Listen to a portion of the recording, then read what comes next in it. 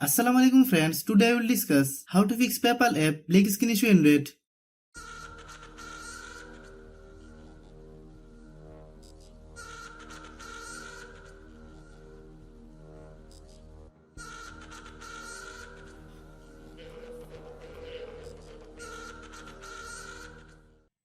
Click settings.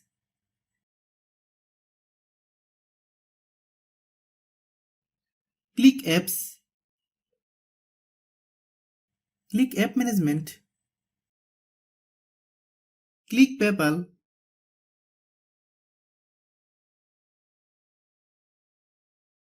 Click storage use.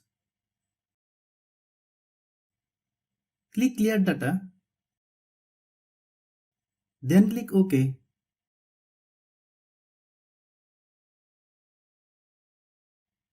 Click force stop.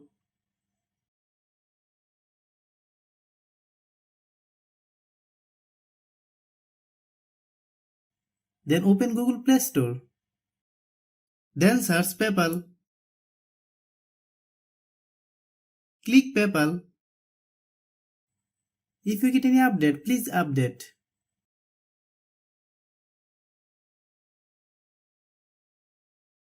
Thanks for watching.